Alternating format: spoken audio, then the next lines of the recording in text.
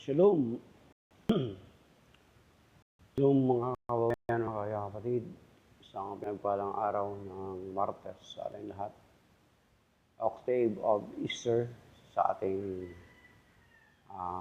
mga Katoliko. At narito naman tayo ngayon sa ating Preaching in the Wilderness series kung saan binabasa natin ang Ebanghelyo ng Panginoon na binabasa sa lahat ng mga Katolikong simbahan sa buong daigdig. At very very seldom na natin ito na gagawa sapagkat napaka-busy na po natin. At bagamat ganoon ay pantalo tayo ginagawa pa rin natin bilang pagtupad sa sinasabi ng 2 Timothy chapter 4 verse 2 to 4 to preach the good news in season or out of season. Kaya natin ito ginagawa mga kapatid. At tinatawag din nating Preaching in the Wilderness series sapagkat bagamat napakalawak nitong TikTok yet hindi din natin expect na marami ang makikinig or manonood sa atin. Bagamat ganun ay patuloy pa rin natin itong ginagawa. So binabati natin yung ating mga kaibigan dito at maging doon sa Facebook na umaabang nito, mga silent supporter natin, kasama ni Chief Jail Officer Arnel Campanero, si Ate Neven Saramillas, at iba pa nating mga kaibigan. May God bless you all. May God bless us all, mga kapatid, sa araw na ito. Amen. The Gospel of the day is taken from the Gospel according to St. John, chapter 20, verses 11 to 18. Glory to you, Lord.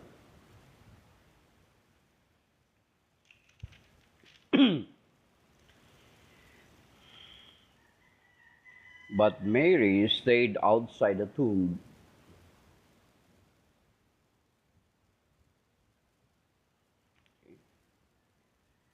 But Mary stayed outside the tomb, weeping, and she wept.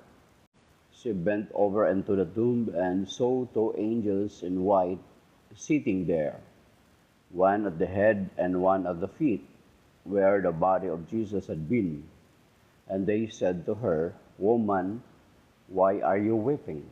She said to them, They have taken my Lord, and I don't know where they laid him." When she had said this, she turned around and saw Jesus there, but did not know it was Jesus. Jesus said to her, "Woman, why are you weeping? Whom are you looking for?" She thought it was the gardener, and said to him, "Sir, if you carried him away, tell me where you laid him, and I will take him." Jesus said to her, "Mary." She turned and said to him in Hebrew, "Rabboni," which means teacher. Jesus said to her, "Stop holding on to me, for I have not yet ascended to the Father. But go to my brothers and tell them, I am going to my Father and your Father, to my God and your God." Mary of Magdala went and announced to the disciples, "I have seen the Lord," and what he told her. The Gospel of the Lord. Praise to you, Lord Jesus Christ. Yan, mga kapatid. Nagkaroon kaagad ng restriction to some audiences itong ating live. Kaya kung anong reason. So, yet, bagamat ganun, tuloy-tuloy lang tayo, mga kapatid. So, ibig sabihin, yung access nitong live natin ay mga ilan lamang ang ma-reach out. Yet, we will continue to do this sapagkat maganda mag-record dito sa TikTok ng live. Kapag i-post mo sa Facebook or sa YouTube, maganda yung audio, malakas. Unlike kung mag-live ka sa Facebook, mahina ang audio, kailangan nakatutok talaga yung microphone.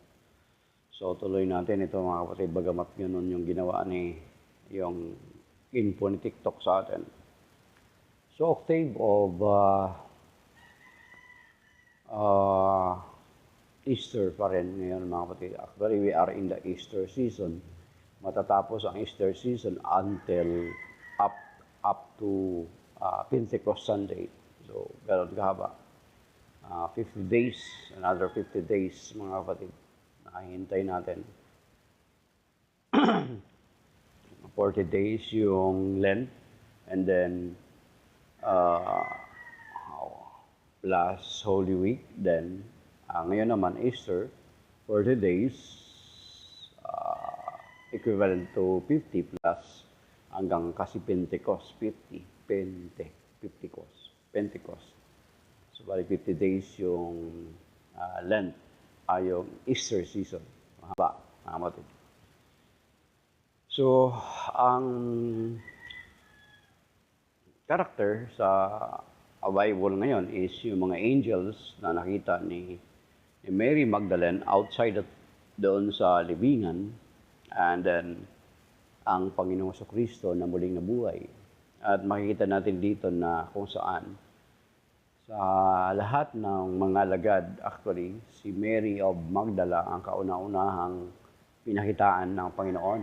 Kung titingnan natin na because of her love to our Lord Jesus Christ after her conversion, na maligtas siya sa kamatayan.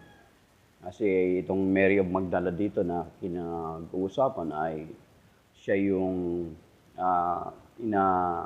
siya yung pinopoint doon sa Ebanghelyo kung saan dinala sa harapan ng Panginoon na nahuli, na nakikiapid. At sa kanilang batas, babatuhin hanggang sa mamatay. Pero ang sabi ng Panginoon, ang sinumang walang kasalanan ang siyang unang pagbato. So walang nagbato sa kanya, kaya naligtas siya at sinabihan siya ng Panginoon, humayo ka at huwag nang magkasala.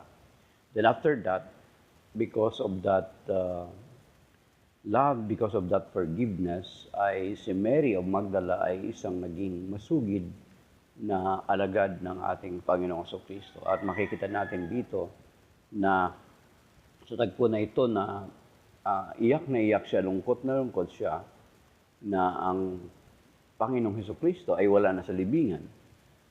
So ang kanilang pag-akala ay ninakaw ang Panginoon. Samantala, kung babalikan natin, kung nagbabasa tayo ng yung Synoptic Gospel under the four Gospel writer, ay makikita natin na ang Panginoon Kristo ay ilang beses siyang sinabi na muli siyang mabuhay after 3 days.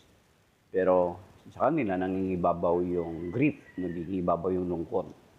Kaya ang akala niya nung may nakita siyang tao, ay ang akala niya ay gardener ayon sa pagka-describe dito sa Gospel. So John 20:11-18, akala ni Maria Magdalena ay isang hardinero na maaring kinuha ang Panginoon at nilipat sa ibang lugar. At hindi niya nakilala, mga kapatid, ang Panginoong Kristo. Katulad din ng tagpo doon sa Lucas chapter 24, kung saan si Cleopas at ang kanyang kasama, noong papunta sila sa Emmaus, sa road to Emmaus, ay sumama din sa kanila ang Panginoon, nakipag-usap sa kanila ng mahaba until Emmaus, yet they did not recognize our Lord Jesus Christ. The same with Mary Magdala, hindi niya rin na-recognize ang Panginoong Kristo. So, hindi natin alam kung bakit, anong dahilan kung bakit hindi nila na-recognize, sapagkat kung balikan natin yung passion ng Panginoong Kristo, binugbog siya, lahat na ng binugbog, binunatan ng balbas, nilurhan, pinutungan ng koronang tinik, at yung koronang tinik ay yung dugo nung dumaloy sa kanyang mukha, and he is unrecognizable. So, maari, those are some reasons why hindi nila na-recognize ang ating Panginoon Kristo. Even si Mary of Magdala, akala niya, kardinero. Pero noong nagsalita ang Panginoon Kristo, ay talagang na-recognize agad ni Maria ang ating Panginoon Kristo. At yan nga, pinapatunayan na yan yung sinasabi sa John chapter 10. Tunay na si Maria ay makukonsider natin na tunay na tupa ng Panginoon Kristo sapagkat nakikilala niya ang tinig ng kanyang pastol. At yan yung sinasabi sa John chapter 10, di ba? Na sabi ng Panginoon, nakikilala ko ang aking mga tupa at ang mga tupa ko ay nakikilala ko. At nakikilala nila ang aking tinig. Ayan, matatagpuan po natin yan sa John chapter 10 kung saan binanggit ng Panginoon Kristo. So, Mary recognized the voice of our Lord Jesus Christ that it was his rabbi. Sabi niya, Rabboni or rabbi, teacher. Then after that, sinabihan siya ng Panginoon, sabi niya, sabihin mo sa aking mga kapatid, na pumunta sila sa Galilea. Ito sabi ito sa verse 17. Jesus said to her, stop holding on to me, for I have not yet ascended to the Father, but go to my brothers and tell them, I am going to my Father and your Father, to my God and your God. So, at actually yung sa ibang gospel, ang pinapapunta sila doon sa Galilea, mga kapatid. At kaya nga itong part na ito ng Ebanghelyo, John 20, 11 to 18, sa simbahan, sa ating sa Catholic Church, si Mary ay kinukonsidered na apostle to the apostle because she was sent by the Lord to the apostles. So, tinatawag siyang the apostle to the apostles, sent to the sent. Yung sinugo siya sa mga isinugo. Yan, apostles, the apostles. Kinikilala siya ng ating simbahan. She is the apostle to the apostle. Ito yung makikita natin na reward sa kanya ng Panginoon sa kanyang conversion, sa kanyang pagmamahal sa Panginoon. Yan, mga kapatid. And then, verse 18, Mary of Magdala went and announced to the disciples, I have seen the Lord, and what He told her. Yan, mga kapatid. So, ang ipinahayag ni Maria na ang Panginoong Heso Kristo ay muling nabuhay. Bagamat makita natin sa other part ng gospel writer na pumunta rin si Juan at si San Pedro. So, maraming mga saksi na ang Panginoong Heso Kristo ay talagang tunay na nabuhay. At doon sa nakalipas na araw, si San Pedro at si San Juan na pumunta sa libingan, ay wala na rin ang Panginoon Kristo bagkus nakatiklop yung kayong lino sa tabi. Di ba? Makikita natin. So, plus yung mga gwardya ng libingan, they are all witnesses to the resurrection of our Lord Jesus Christ. Kung saan yung mga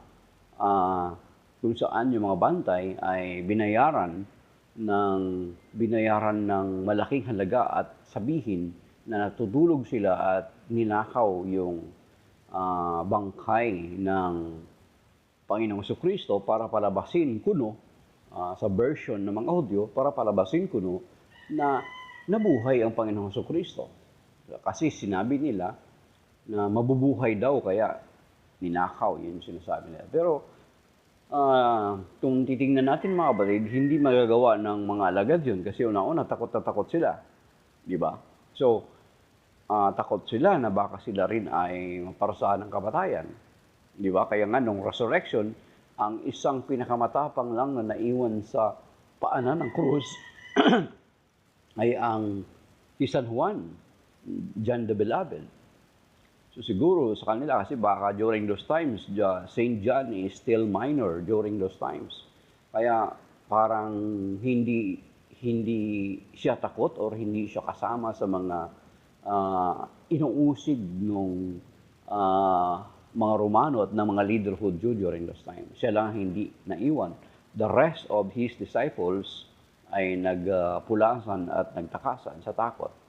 So, napaka-imposible na nakawin nila ang bangkay ng Panginoon Kristo para ilipat sa ibang lugar. Kasi sila nga mismo takot na takot. At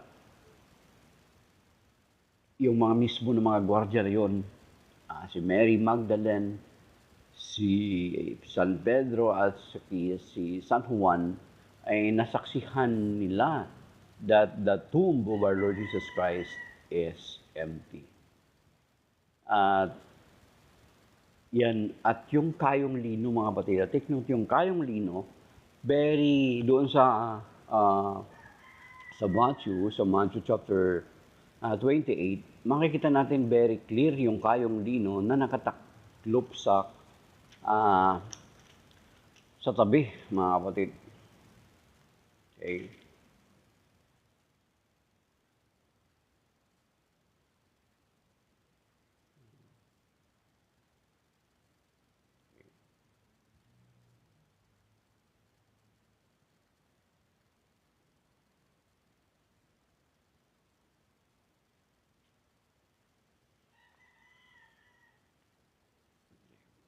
Nakatiklop yung kayong lino. Ah,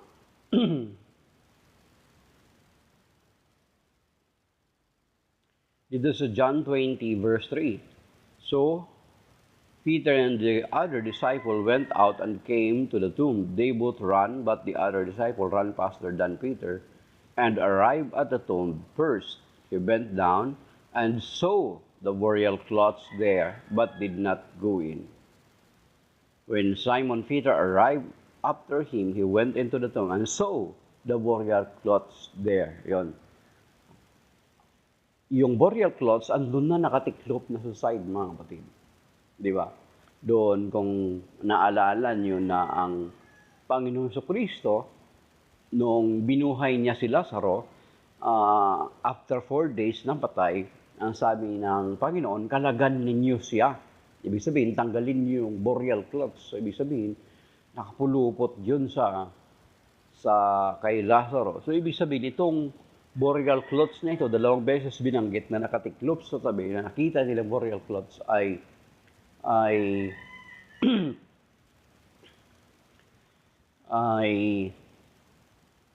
talagang may nagtanggal sa ating Panginoon Kristo or natanggal sa Panginoon Kristo at itiniklop ng maigi sa tabi. 2 beses binigyan ng pagkansin ng mga kapatid. And then later on, kung makikita natin sa kasaysayan, around may na-discover na tinatawag na may na-discover later on na tinatawag na Shroud of Turin. At yung Shroud of Turin, mga kapatid, ay nagpapakita ng imahen ng isang tao kung saan, according to studies of the science o ng mga siyensya, ng mga scientifico, ang larawan na naka-appear doon sa Shroud of Turin ay binugbog ng matindi. Yan, okay? Okay. So, yung ibig sabihin,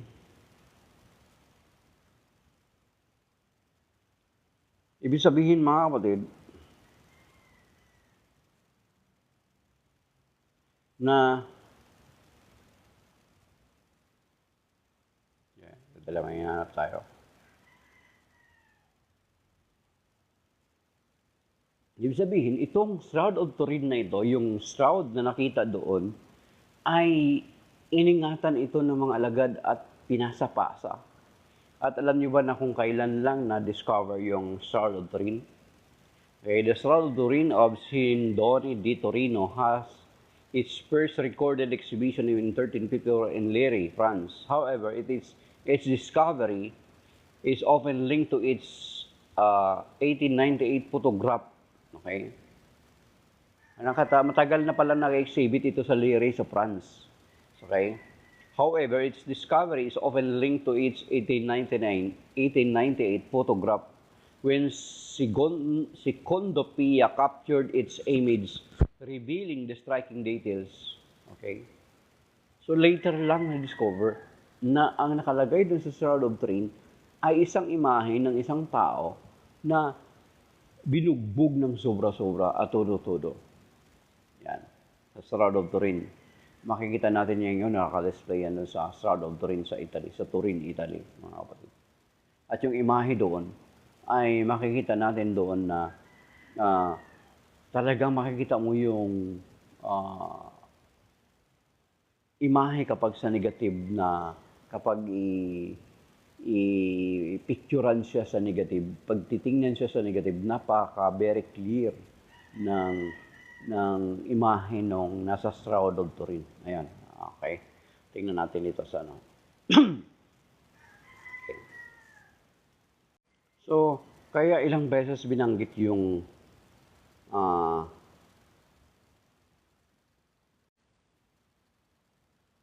ilang beses binanggit yung kayong lino, mga kapatid. Yan, ito. Ito yung, nung sa pinicturan, yan, nung 1898, later lang na-discover. So, kinikip lang nila yung tela.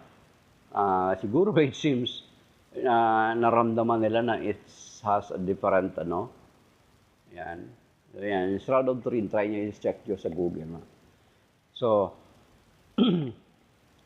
makikita natin na ang imahen ay yan. Yun yung imahen kapag negative, very clear na may tao na ibinalot ng tao na grabe ang sugat sa buong katawan.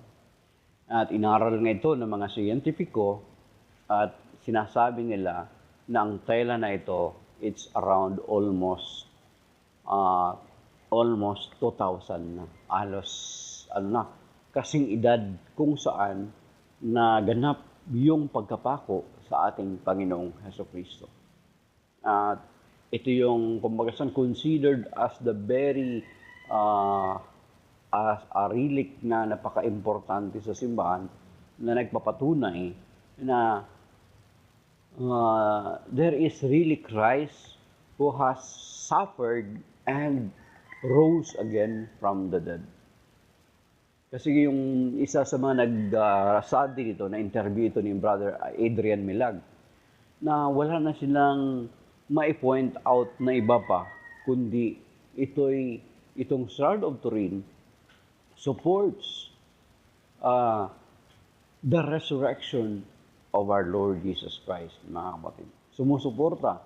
Yung Shroud of Turin ay sumusuporta na ang Panginoong Kristo ay muling nabuhay, mga kapatid.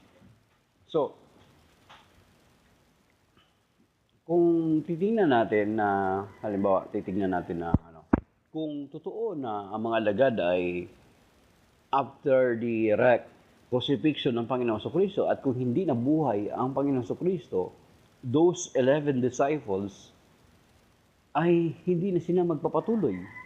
Hindi na sila magpapatuloy sa the way, sa daan, sa bagong daan na kanila natagpuan. Ayun sila sabi sa Acts chapter 9, the way. Bago patawaging mga Kristiyano, mga lagad. Diba? Acts 11:26. Although hindi sila nagtawag ng Kristiyano sa kanilang mga sarili, bagkus ang tawag sa kanila ay yung the way, ang daan, or andun sa Acts chapter 9. Later na lang tinawag sila na mga Kristiyano, mga tagasunod ni Kristo, doon sa Acts 11:26. Ang nag-describe sa kanila ay ibang mga tao, hindi sila ang nagtawag ng kanilang sarili. So, kung ang Panginoon Kristo hindi muling nabuhay, mga kapatid, yung 11 disciples, since they are, sila yung mga Hudyo na naghihintay ng Misaya, sasabihin nila sa mga kapwa nila Hudyo, kung totoong hindi muling nabuhay ang Panginoon Kristo, sasabihin ng mga alagad, siguro sila from among themselves, mag-uusap na sabihin nila, babalik na tayo sa pagiging Hudyo natin. Di ba?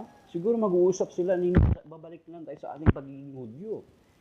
Kasi una-una, sasabihin nila doon sa mga kasamahan nila ng mga Hudyo, na nabudol kami, na paniwala kami, na siya ay Mesiyas. Hindi pala. Kasi sapagkat ang mga Hudyo, mga kapatid, sapagkat kung bakit hindi nila matanggap-tanggap ang Panginoon Kristo, because they are looking for a political Messiah like King David. Pero sa atin, ng mga Kristiyano, binigyan tayo ng kaunawaan na makilala natin kung ano ang Mesiyas. He is not a political Messiah. Kapatid.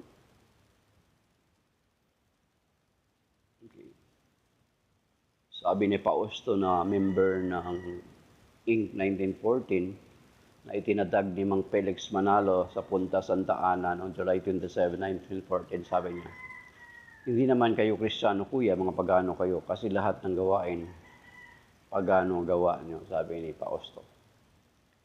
Ang Kristiyano ay nagsimula noong sa Acts 11:26, first century pa yun, na isinulat yun, yung Acts Fausto.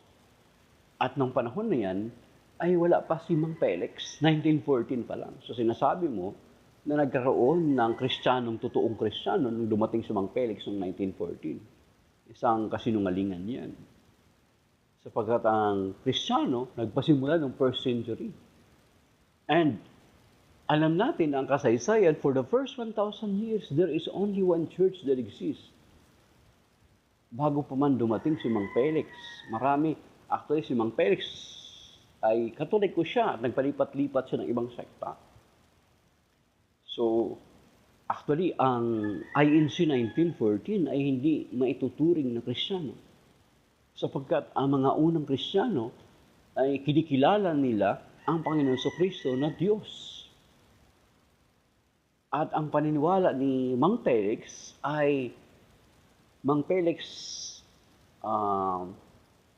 Manalo, Isagon, yan yung totoo niyang pangalan, ay ang Panginoon Jesucristo ay tao lamang. So incomplete yung paniniwala ni Mang Felix.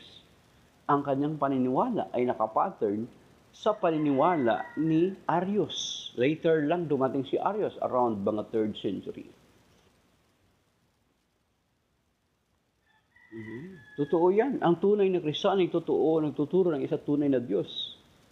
Okay? Tama. Kasi ang Catholic Church nagtuturo na ang Diyos ay isa sa 3 persona. Sa inyo, tinuturo nyo ang Panginoon Jesucristo ay tao lang, so incomplete na paniniwala yun. Sapagkat sinasabi sa John chapter 1, verse 1 to 3, and saka verse 14, nakalagay doon, in the beginning was the Word, and the Word was with God, and the Word was God. He was with God in the beginning. Okay? And without Him, nothing is created. And then nakalagay doon, then John explained further sa verse 14, and the Word became flesh and dwelt among us. At yung Word na yun ay alam natin, sa Luke chapter 1 verse 26 to 38, sa incarnation, pinatunayan ni Archangel Gabriel na ang Panginoon Jesucristo yun. At din pinatunayan din ng anghel kay Saint Joseph sa Matthew 1:21 to 23. At sinabi rin, prior pa man siya ipanganak, sinabi na sa Isaiah chapter 7 verse 14, manganak ng isang sanggol, ang isang babae ng isang sanggol na lalaki, tawagin siyang Emmanuel. At ang Emmanuel, ang ibig sabihin, kasama natin ang Diyos. At kung titingnan natin, kung bakit natin kasama ang Diyos, sapagkat sinabi doon sa John chapter 1 verse 14, and the Word became flesh and dwelt among us, nanirahan sa piling natin. Okay? So yun. Kaya nga kung titingnan mo, na yung sa inyo, paniniwala niyo sa Genesis chapter 1 verse 26, anghel yung kausap ng Diyos, hindi yun anghel. Sapagkat ang Genesis 1:26 nagpo-confirm sa sinasabi sa John chapter 1 verse 1 to 3 hanggang verse 14. Ang nakalagay dun sa Genesis chapter 1 verse 26, ngayon, lalangin natin ang tao, plural. Yun yung sinabi mo later dati sa discussion dito, sa nakipag-usap sa iyo yung isang kasamahan, na sabi mo, anghel yung kasama doon. So ginawa mo na ang anghel ay kamanlalalang, creator. Samantala, ang kamanlalalang ay ang Panginoon Jesucristo na binabanggit sa John chapter 1. Okay. Sabi Fausto, sinabihan siya ni Adonis. Sabi ni Adonis kay Fausto, Fausto, kung mag-comment ka tapos di mo naman alam, nagiging tanga ka lang. Ayan, mangmang ka raw, Fausto, sabi ni Adonis.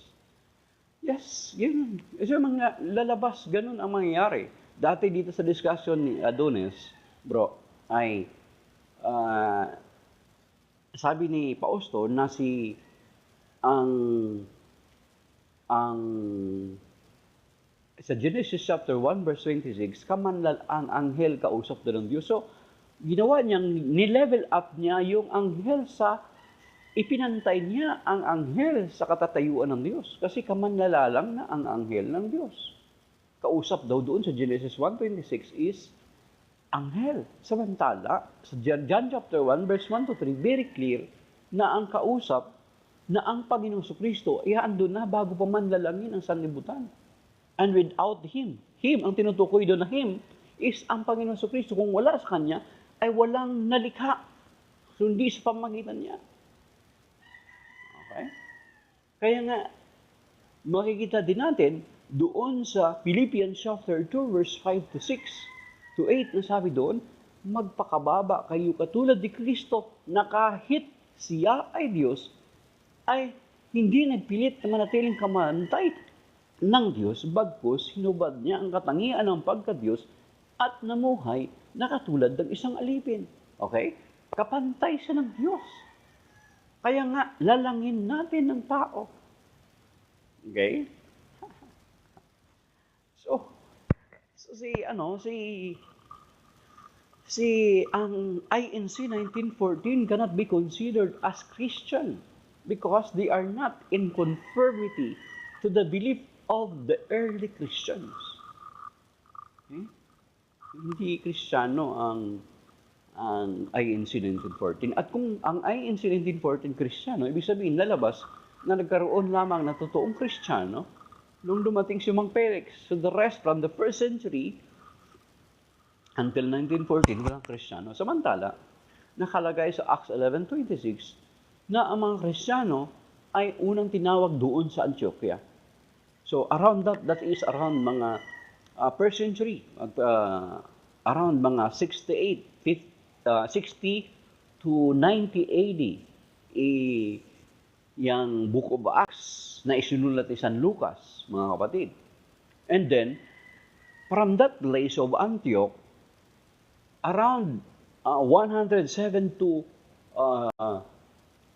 110 AD, CA,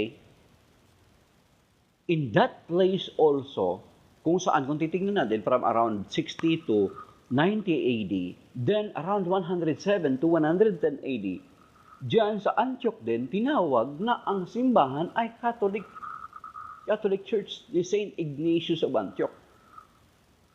Where the bishop is, there also the Catholic Church. You see? So 110 AD pa lang. Very close.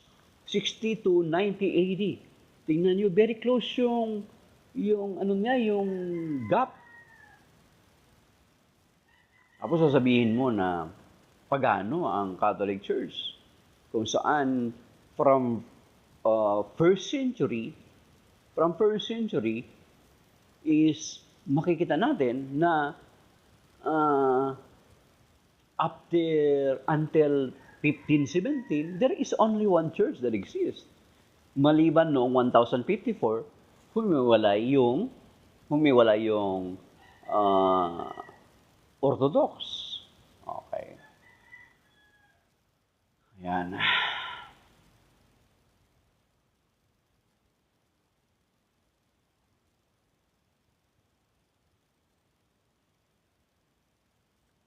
Sabi ni Adonis Fausto, nagpauto kayo sa tao na nagpanggap ng anghel. Sabi ni Knight Fausto, pinatunayan na yan ni Fausto dahil inamin niya na tama ang Hudyo na tao lang si Kristo. Sabi ni Knight Fausto, hindi Kristiyano si Fausto ka, isa siyang Hudyo. Okay.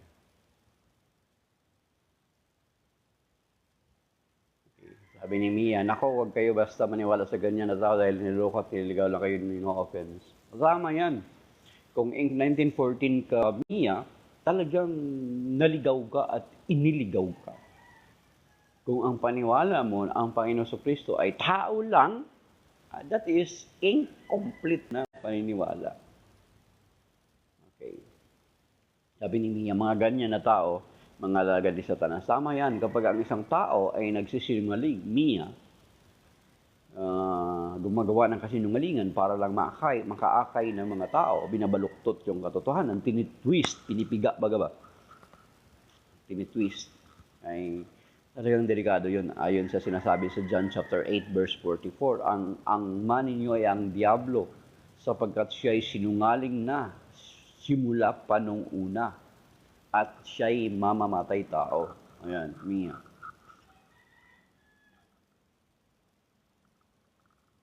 Okay.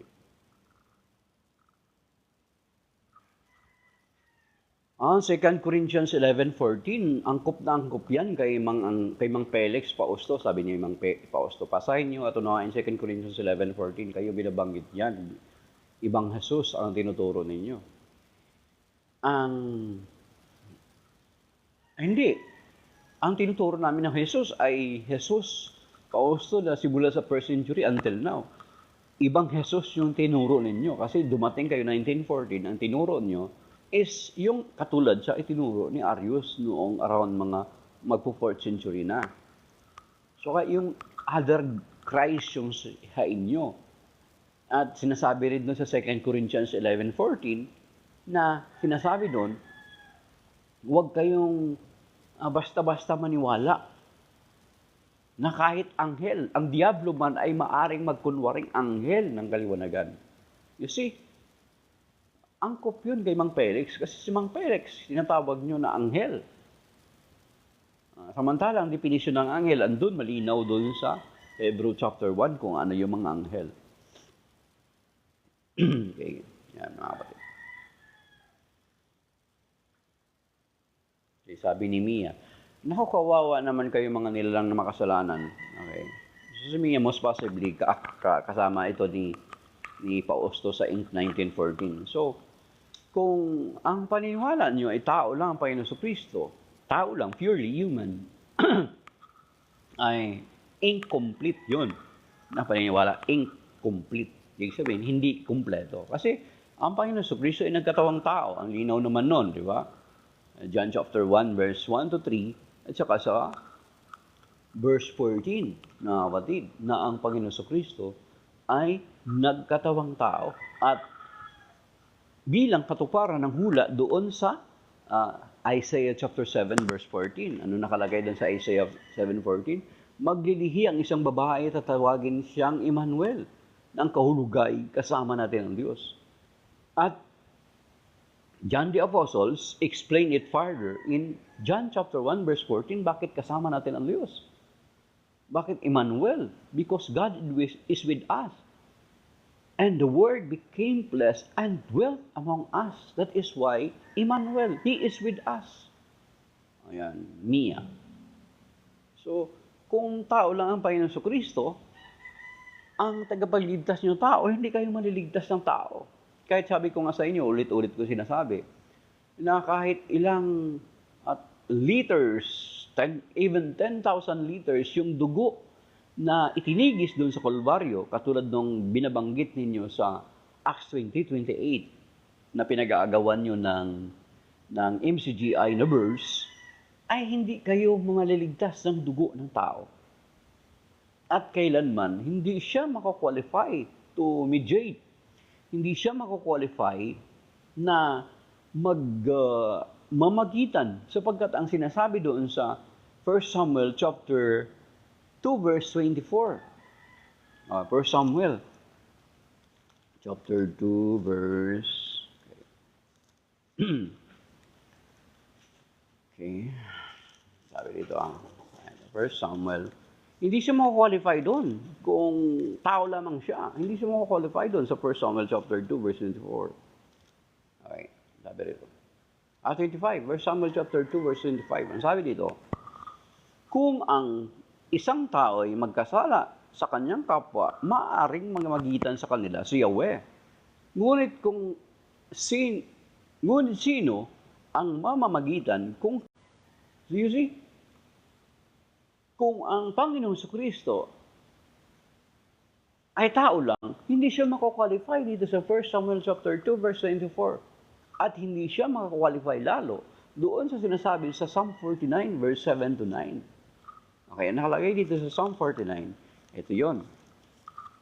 So, yung dugo ng Panginoon Kristo, kung tao lang siya, walang saysay, walang katubusan. So, kung ang Panginoon Kristo na kinikilala mo ay tao lamang, ibig sabihin, you are believing to other Christ.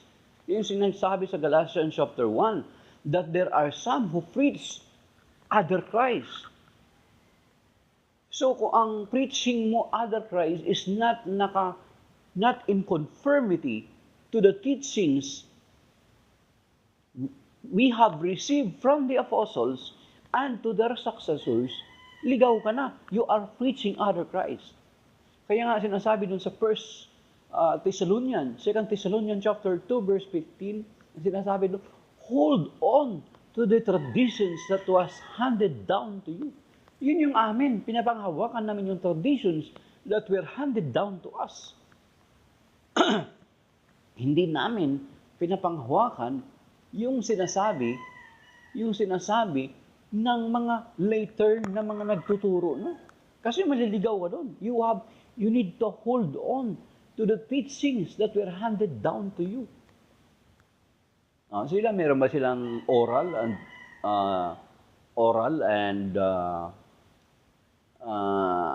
oral traditions that were handed down to them? Wala. They have not. Nagbase na lang sila sa finished product ng Catholic Church, ang Biblia. Ang paustong nakalagay talaga sa 2 Corinthians 11:14, si Mang Felix yun. Pasok na pasok si Mang Felix doon. Yung tinutukoy mo na other Christ is doon sa Galatians chapter 1. At kayo yung nagtuturo ng other Christ.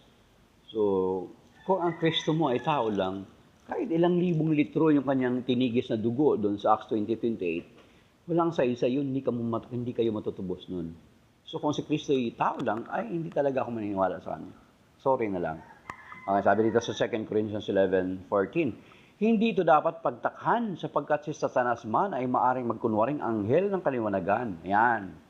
Si Mang Felix, kinukonsider ninyo na anghel. Natural, sinasabi niyo ang anghel siya ng liwanag. Kasi nagkaroon kayo ng kaliwanagan ng light, ng wisdom. Kaya naintindihan nyo. So, si Mang Felix ay talagang siya ang qualified dito sa 2 Corinthians 11:14, Pausto. Sapagkat si Satanas man ay maaring magkunwaring anghel ng kaliwanagan. And that is what Felix Manalo Isagun is doing. Nagkunwari siya na anghel ng kaliwanagan. Okay, so ibig sabihin, si Mang Felix yung sinasabi sa 2 Corinthians 11:14 na hindi dapat daw pagpaniwalaan na kahit sino man mangaral ng iba, huwag paniwalaan kahit sabihin niyang anghel siya sapagkat ang diablo man ay maaaring magkunwaring anghel ng kaliwanagan. Okay, yan. What it. So at least meron tayo dito mga nakakasama na ito, sigurado iba rin to. Basahin natin si Agay Niglab, Apocalypse 22:8 and 9, Deuteronomy 5:9. So ibig sabihin, evangelical to sa hindi to siya 1914, iba naman to. Okay. Agil Niglab, sabi ni God, huwag kang magkaroon ng ibang Diyos sa harap ko ng gawa ng kamay ng tao. So ang ibig sabihin tinutukoy ni Agaek Nilab is yung tinutukoy niya Exodus chapter 20 verses 3 to 5 at saka yung Deuteronomy inulit lang, it's the same. Deuteronomy kasi sinabing Deuteronomy, it's a second yung pag-uulit, ikalawang inulit yung second Deuteronomy. So pareho lang yun yung tinutukoy niya Agaek Nilab doon sa Exodus 23 to 5. So, sa amin, sa Catholic Church, Agaek Nilab, we do not consider the images of saints as God. Once na mga imahe ng santo, or even all the saints, ay kinoconsider namin sila na Diyos, then, that is in violation to what you are quoting in Exodus chapter 20, verse 3 to 5. Kung kinikilala namin, halimbawa, kinikilala namin si Maria na Diyos. So, lalabagin namin yung Exodus chapter 20, 3 to 5. Pero kung sinasabi mo na ang lahat ng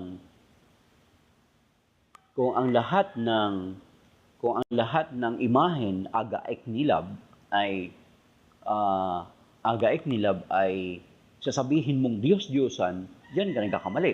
Ika'y isang maituturing na kulang sa kaalaman sa pag-aaral ng Biblia. Bagkus ang alam mo lang ay hindi mo talaga naintindihan kung ano yung sinasabi ng Exodus chapter 20, 3 to 5. Agaek nilab, are you willing to discuss about sa images, Exodus 20, 3 to 5? Are you willing? Okay. Okay.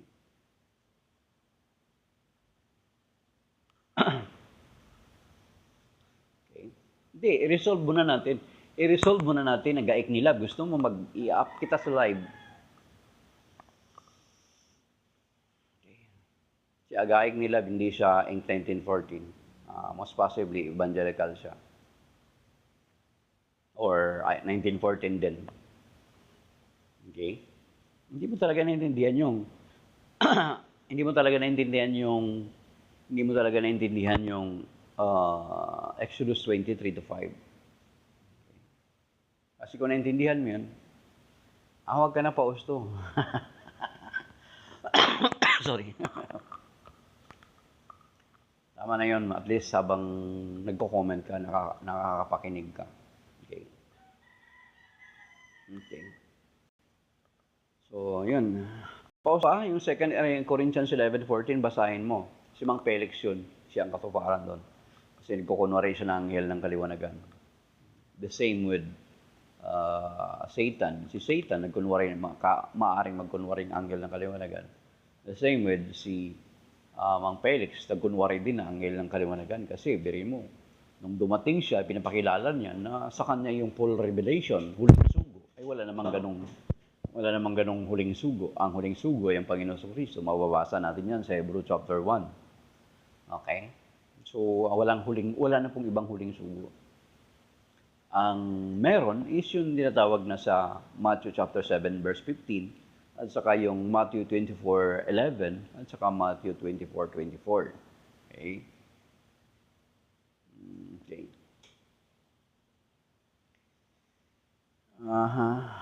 Mapapagod ka lang sa katatype agaik ni Labs. Kasi umpisan muna natin, tapusin muna natin yung topic doon, Exodus 23 to 5.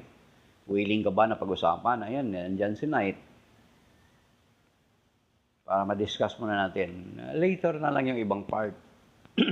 Kasi malawak na usapin yung Exodus 23 to 5, yung Deuteronomy chapter 5 verse 9. So,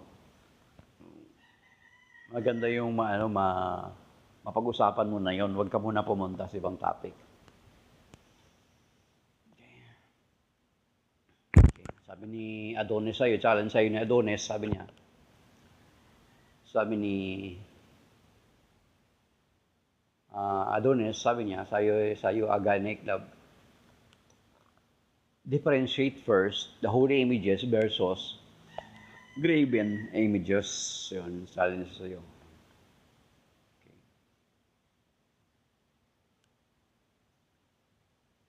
Okay. Sabi ni Pausto, up mo, pag-usapan natin Exodus. Hindi, pag-usapan na lang natin, Pausto, yung 1914, paano sinubo si Mang Felix. Pwede pa siguro yun. Exodus, huwag na. Lagi na lang yung Exodus. Okay.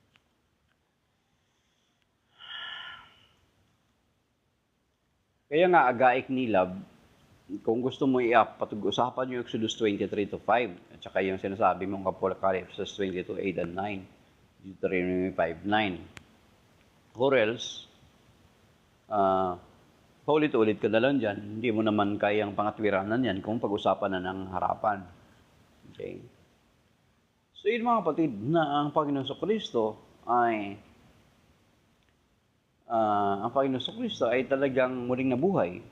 Sapagkat kung hindi siya muling nabuhay, yun yung sinasabi nga ng Sabi nga natin kanina, itong mga alagad na to, bumalik na sila sa pagiging Hudyo nila. At sasabihin nila sa mga babayan nila, patawarin ninyo kami, napaniwala kami, nabudol kami ng isang nagpakilalang Mesiyas, walang diliba sa Jesus. Sabihin nilang ganon. Pero, pero makikita natin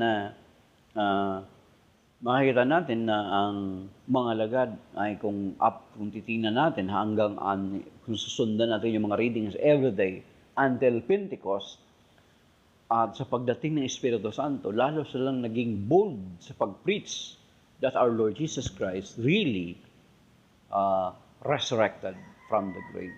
At pinatunayan yan, at makikita din natin na through the miracle, signs and wonders, the Lord confirms it na talagang totoo siyang muling nabuhay, mga kapatid. And actually, yung ating pananampalataya ay lumaganap sa buong daigdig. It is because of miracle that confirms that our Lord Jesus Christ is resurrected, really resurrected, mga kapatid. Kasi kung hindi nabuhay ang Panginoon Kristo, katulad ng binasambit dito sa 1 Corinthians chapter 15 ni St. Paul, napakahaba nito na sinulat ni St. Paul about resurrection dito sa 1 Corinthians chapter 15. Kung hindi muling nabuhay ang Panginoon Kristo, yung ating pananampalataya ng mga Kristiyano ay sungkag, walang kabuluhan. Okay. Sabi ko nga sa iyo, Pausto, ang 2 Corinthians 11:14, mag-ingat kayo sapagkat si Satanas man ay maaring magkunwari na anghel ng kaliwanagan. At yung 2 Corinthians 11:14, angkop na angkop kay Mang Felix sapagkat kinikilala niyo siyang anghel. Di ba? Nagkukunwari siya na anghel ng kaliwanagan. Okay.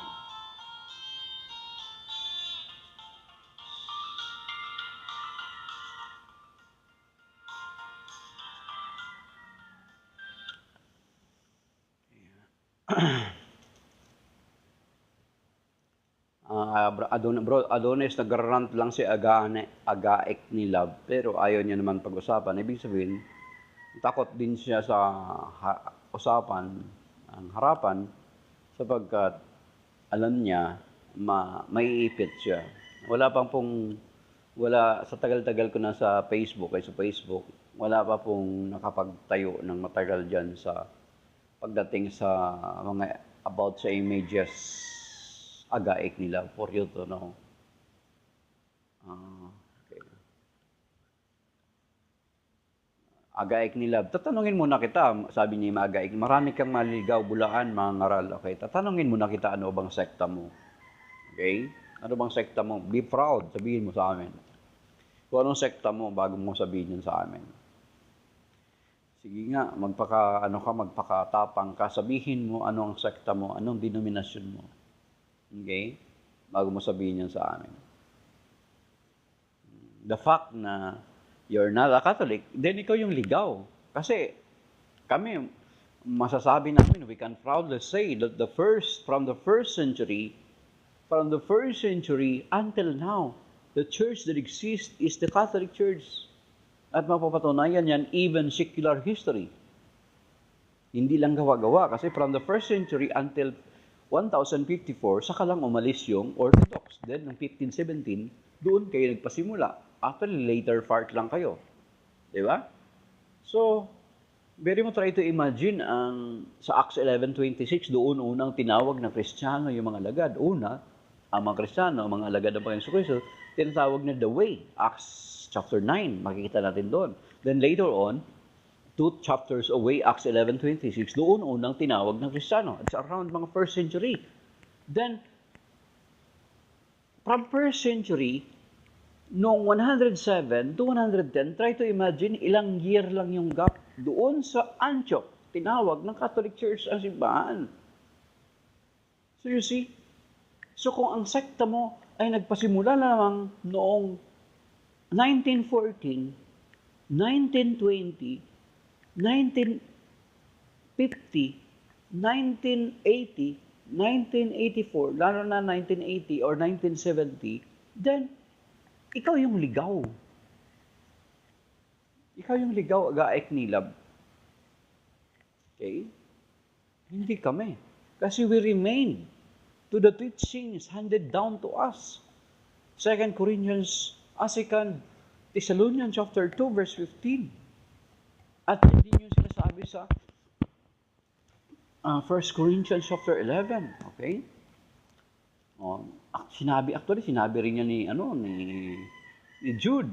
Okay, say 1 Corinthians 11. Okay, sabi dito. 1 Corinthians 11:2.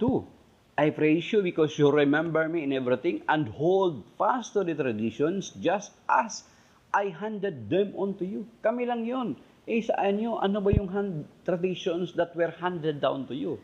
You have not, because you only rely on the finished product na compilation na Bible ng Catholic Church. So wala kayong tradition, wala na kayo daan, hindi na kayo kaagad makapasa dito. Meron pang sinabi si St. Jude, okay? Hindi sinabi siya dito na nagsusupport din itong 2 Thessalonians chapter 2 verse 15 at saka noong 1 Corinthians 11 verse 2. Sabi rito. Okay? Jude verse 3, Beloved, although I was making every effort to write to you about our common salvation, I now feel a need to write to encourage you to contend for the faith that was once for all handed down to the Holy Ones. Handed down. Kayo wala kayong handed down teachings. Okay?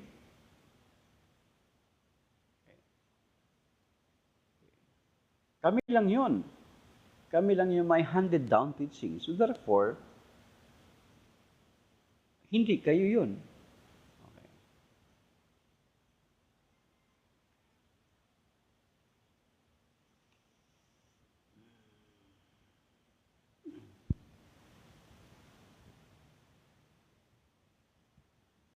Okay. Ay, lumabas na parcel eh.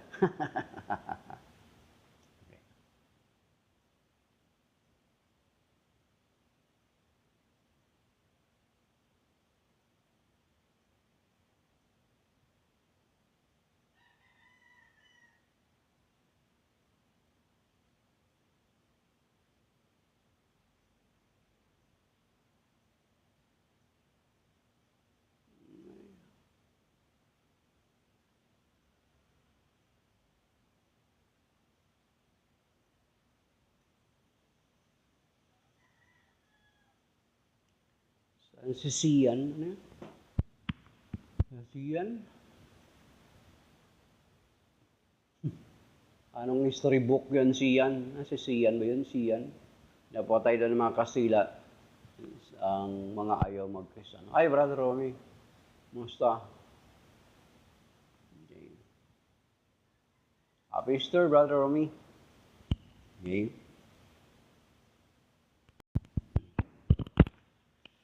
So yun mga kapatid, kung ang Kristo natin na Panginoon ay muling nabuhay, praise the Lord, and kung okay naman brother, ngayon lang, bihira busy na talagang sana malapit nang bumaba ulit ang gas. Ayan, nandito si Fausto, Brother Romy, si Sian, si Agaik Nilab. Ano? Ayaw ni Agaik Nilab mag-stick sa isang topic eh. Okay. So,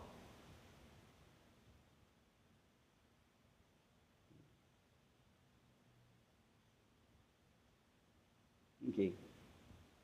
Si Sian yata, Jehovah's Witness to si Sian. Okay. Sian. Sian. Kung Jehovah's Witness ka Sian, alam mo ba na ang word na Jehovah, nag-invent yan, Katolikong pare. So, Sian. Kung ang pangalan ng sekta mo ay Jehovah ay ang nag-invento ng pangalang Jehovah ay Katolikong pare. Katolikong pare, search mo. Okay. Okay. So, Basta mga kapatid, itong sinasabi natin na kung ang Panginoon Jesucristo ay tao lamang, incomplete na paniniwala niyan. At kung tao lang siya, hindi siya mako-qualify sa 1 Samuel 2:25 and Psalm 49 verse 7 to 9.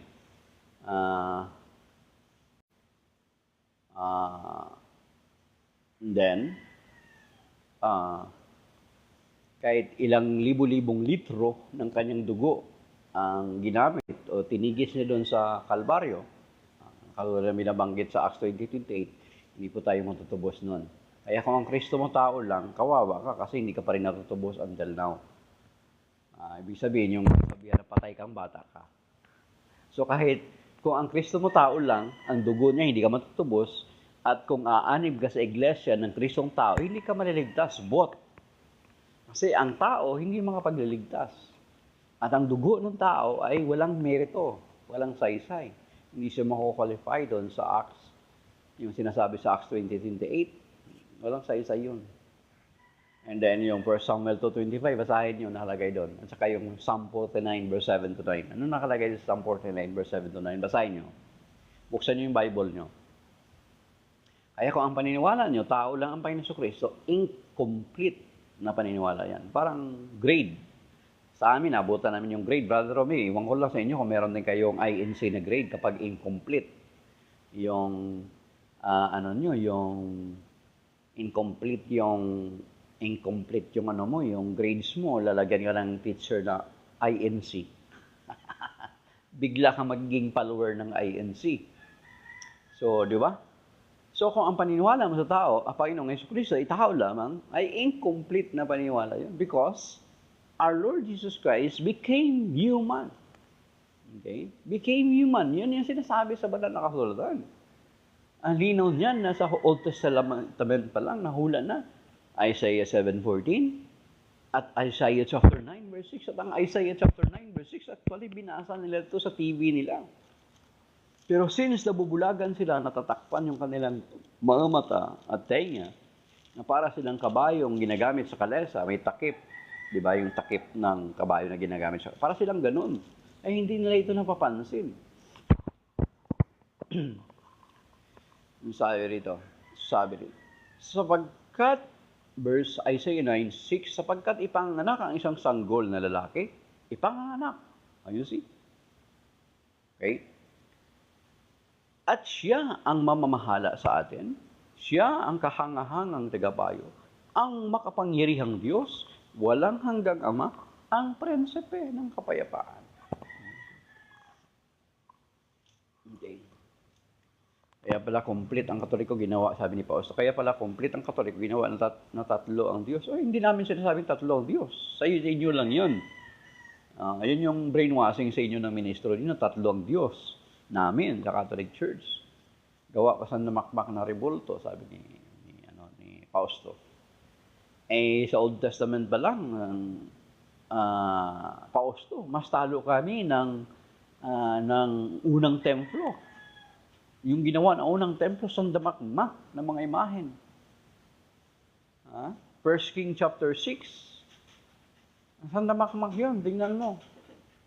As a matter of fact, the Holy of Holies, yung dahang kabanal-banalan, doon nilalagay ang Ark of the Covenant, kung saan ang Ark of the Covenant ay andun nakalagay ang dalawang kirubing na pakalaki na naka-hover over the Ark. You see?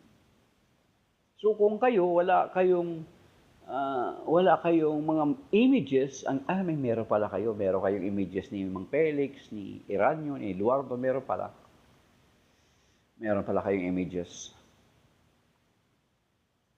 na nakalagay sa inyong mga templo, hindi kayo biblical. Kasi kung totoong biblical kayo, dapat meron kayong mga imahen. Kasi the temple built by Solomon, that was instructed by God, may mga imahen. Basahin niyo 1 King chapter 6. Lalo na yung mga binabasahan lamang ng Biblia. Kapag kayo ay binabasahan lamang ng Biblia, challenge ko kayo, basahin niyo yung 1 King chapter 6, makikita niyo dyan. Talo pa yung imahen sa simbahan Katoliko. See? Yung 1 King chapter 6, after it was dedicated, Kung talagang abomination yun sa harapan ng Panginoon, yung mga imahen, hindi bumaba ang Shekinah glory ng Panginoon doon. Okay? Yan ang katotohanan dyan, mga kapatid. Sabi ni Brother Romy, Pausto, hanggang ngayon, ingat ka pa rin. Parang masasabi natin, Brother Robin, na talagang totoo yun. Kasi biri mo, paniwala ka na ang Kristo mo, tao, tapos ililigtas ka sa kasalanan.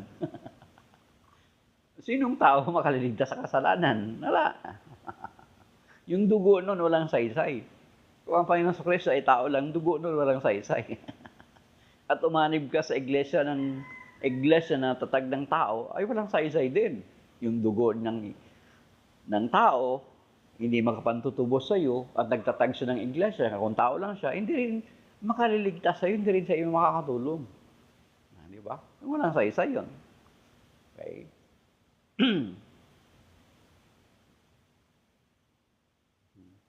Sabi ni Adonis, ayaw mag-aaral, gusto nila incomplete. Oo. Ang sinabi nilang isa, samantala, kinukote nila yung verse 23, verse 19, at saka Hosea 11:9. Ang Diyos ay hindi tao. Samantala, ang Diyos, hinahambing nila sa tao. Ang Diyos hinahambing nila sa tao.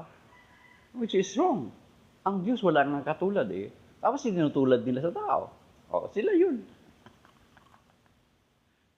Kasi pag sinabing tao, di ba, kapag tao, isa lang sa tao. Yun yung sa kanila, hinambing nila yung Hosea 11:9, saka Numbers 23:19. So, sila yun. Okay? Hindi nila matanggap yung kapangyarihan ng Diyos. Kaya nga, pagdating doon sa Matthew 28:19, hindi tatlong Diyos pinapakilala doon, Pausto. Di ba? Bautismuhan ninyo sila sa ngalan ng Ama, ng Anak, ng Espiritu Santo. Hindi sinabi sa mga pangalan ng Ama, ng Anak, ng Espiritu Santo. Okay. So, maybe that is why, no, mga kapatid, Happy Easter sa atin. Sabi nga ni San Pablo, sabi dito, basahin natin, kung ang Panginoon sa Kristo hindi muli nabuhay, ito ang sinasabi dito sa 1 Corinthians 15, mga kapatid, ang sabi dito.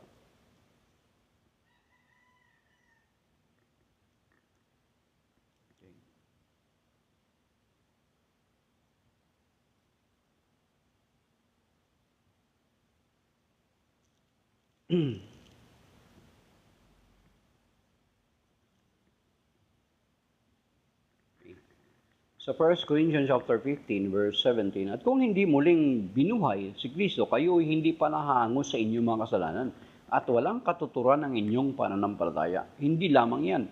Lilitaw pa na ang lahat ng namatay na nananalig kay Kristo ay napahamak. Kung ang pag-asa natin kay Kristo ay para lang sa buhay na ito lamang, tayo na ang pinakakawawa sa lahat ng tao. Ngunit ang totoo, si Kristo ay muling binuhay bilang katibayan na muling bubuhayin ang mga patay. Okay?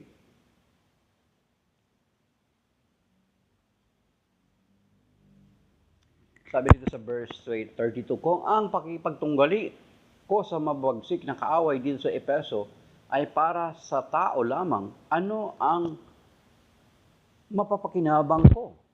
Kung hindi rin lamang bubuhay muli ang mga patay, mabuti pa'y sundin natin ang kasabihang ito. Kumain tayo at uminom, sapagkat bukas tayo yumatay. Yan. Kaya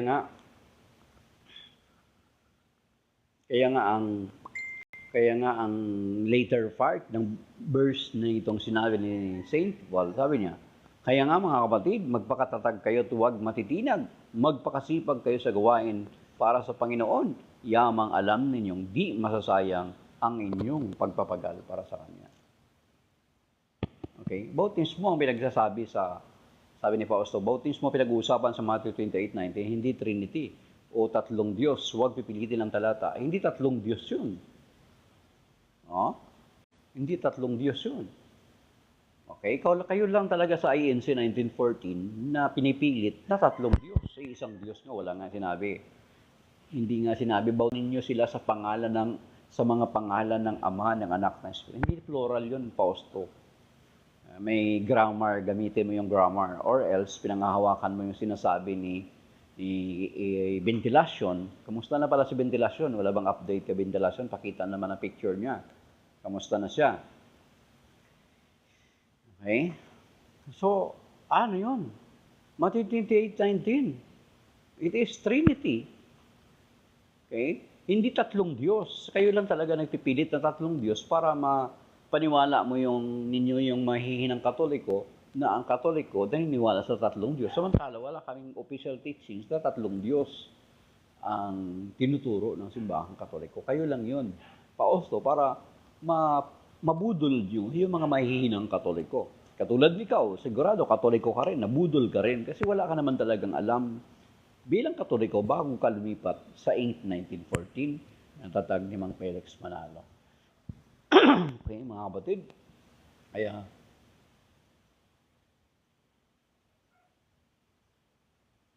okay. Ayan. Sabi niya, Adonis Tuloy Fausto, sabi niya, Fausto, talagang bupol ito. Isipin mo, in the name, isang pangalan, tatlo binanggit na pangalan. Okay. Matyaga din yan si Fausto, talagang, basta Fausto, paano ka maliligtas ng Kristong tao? Hindi ka maliligtas. Yung dugo niya na ginagamit nyo sa Acts 20:28, na pinagagawa nyo ng MCGI na verse, ay hindi ka maliligtas ng tao. Kaya nga ang Acts 20:28, ang original talaga nun is, i-purchase Iglesia ng Diyos talaga yung nakalagay doon sa 20:28. Kaya kasi Iglesia ng Diyos sapagkat ang Panginoon Kristo ay Diyos. Kaya nga, yung pagdating sa 1 Timothy 3:15, Iglesia ng Diyos din. Sapagkat ang Panginoon Kristo ay Diyos. So, kung titingnan natin, ang pinahahawakan ninyo, Roma 16:16 lang, at saka yung Acts 20:28, pero paano natin i-reconcile itong Acts 20:28 at saka yung Roma 16:16, saka 1 Timothy 3:15, saka 1 Corinthians 11 verse 9. Paano natin i-reconcile? Kasi, or else, lalabas na dalawa yung iglesia. Iglesia ni Kristo at iglesia ng Diyos. Samantala, isa lang yung iglesia na itinatag. Ang iglesia ng Panginoon Kristo na Diyos. Kaya kung iglesia ni Kristo yan, walang problema. Kasi si Kristo ay Diyos. Pag may makita ka sa 1 Corinthians 11 verse 9 na iglesia ng Diyos, 1 Timothy 3:15, iglesia ng Diyos, sapagkat ang Panginoon Kristo ay Diyos. Kaya nga doon sa Psalm 127, maliban na ang Diyos ang nagtayo ng isang sambahayan, walang kabuluhan yung itinayo ng isang tao. So you see, is it not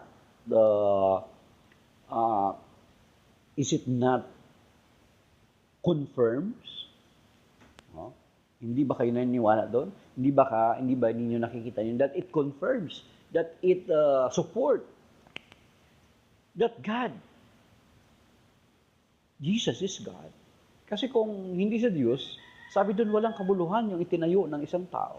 Kaya kung ang iglesia mo, itinayo lamang ng isang tao, disqualify doon siya sa sinasabi sa Psalm 127. You see? Okay. At may binanggit pa doon sa Acts, ang Diyos ay hindi nananahan sa gawa ng tao. You see? So ang iglesia mo ay gawa lamang ng tao. Wala yan. That, hindi yan sinusuportahan ng Biblia. Kumukontra yan sa Biblia. Actually, ang 1914 talagang kumukontra sa Biblia. Kasi sinasabi nila na ang iglesia ang itinatag ng Panginoon na ito natalikod. Which is not. Okay? So, 7:22 ng mga kapatid, that is by now. Shalom sa ating lahat. Maraming salamat. Okay.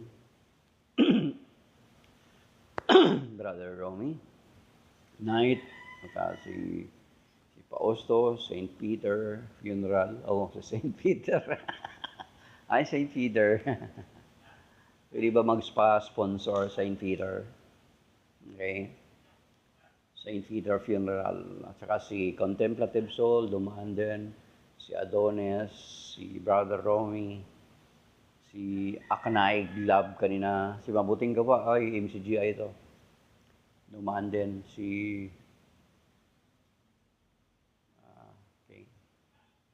Agaek ni Love kanina. Si Agaek ni Love, ayaw sabihin nyo ano sekta niya eh. So, okay. Archmichael, ayun, dumaan si Archmichael din. Si Laiko, okay. So, maraming dumaan sa live natin. Shalom sa inyong lahat mga kapatid. May God bless us and may God keep us safe and sound sa araw na to. Iligtas tayo ng Panginoon sa mga evil intentions. Iligtas tayo sa mga mabibigat ng pagsubok, sa mga malulubang karamdaman, at sa mga bagay na beyond our control. So maybe that is by now mga kapatid. Shalom sa ating lahat. May God bless us and keep us safe and sound. Okay. Sabi ni Pausto, good morning host, magbago na kayo habang may panahon pa. Kayo ang magbago Pausto habang may panahon pa. Magbalik na kayo sa iglesyang itinatag ng Panginoon sa Kristo. Huwag kayong manangan sa iglesyang tatag lamang ng tao na lumitaw lamang noong 1914 sapagkat sinasabi nga ng Psalm 127, maliban ng Diyos ang nagtatag ng isang sambayan, walang kabuluhan ng isang tinatag ng isang tao.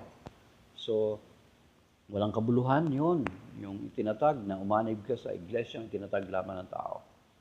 So, walang kabuluhan. Even yung kanyang dugo, wala rin kabuluhan kung tao lamang yung iyong inaniban, hindi makapagligtas ang kanyang dugo. Agaek ni Love, sinasabi nga namin sa iyo, yung Exodus 23:5, mga kapatid, si Agaek ni Love, challenge namin siya na makipag-usap siya sa amin about doon sa mga images and about doon sa idolatry na tawag niya, pero ayaw niya mga kapatid.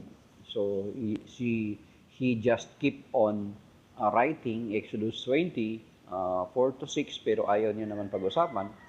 So, ibig sabihin na ayaw niya na talagang mako-corner sa kasi kung pag-uusapan yun, mga kapatid.